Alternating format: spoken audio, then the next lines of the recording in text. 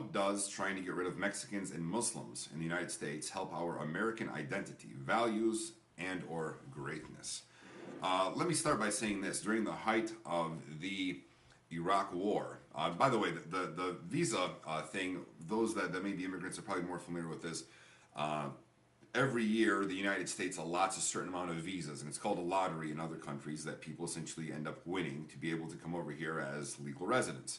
I don't think they outright get citizenship. They just are able to get legal status. It's easier for them to be able to win that and essentially come here and have the paperwork to be able to work and have a job, because obviously they need legal means of being able to support themselves.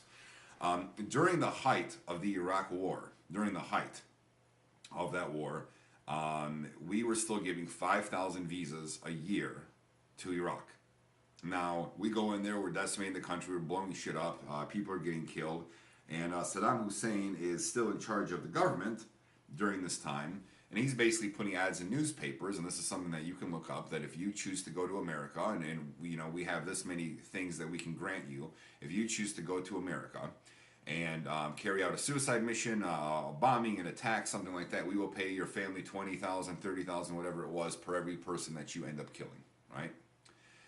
So I can't think of a dumber way to actually go through and go and fight any war. I mean, we do a lot of dumb shit in the war. Let me start that. We pussyfoot the fuck around, I think, more than we ever really should, which is why we still haven't, fixed anything as far as Iraq goes in Afghanistan, and shit's only going to get worse. I mean, you're going to bomb the hell out of people, and new people are born, and they see that, because nobody's been educated during that area. So it's worse than the new Vietnam. I don't even know if we know what a clear goal is and what we're fighting for now.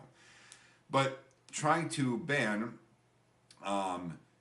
Mexicans and Muslims, that's how a lot of people are going to look at it. I think it's trying to prevent areas also where the border is not very protected. I went down, I hadn't even gone, I went down to Southern California recently on the way up. I was stopped at a checkpoint probably 15 or 20 miles away from where the border was.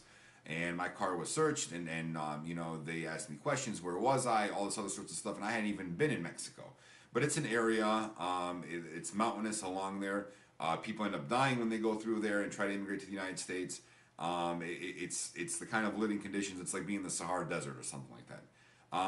So I'm hoping that what he does is essentially make it, I would say everybody that should be here should be given citizenship. Put everybody to work that's already been here, regardless of how long they've been here or not. And allow them the opportunity to do the citizenship over the next 2-year period. And during that time afterwards, if people haven't gone through and started their paperwork, boot them the fuck out. Get them out. Make the ones that are already here. They're already here, right? They're already living off the system. They're already working. Make them pay fucking taxes. So that's just my thing.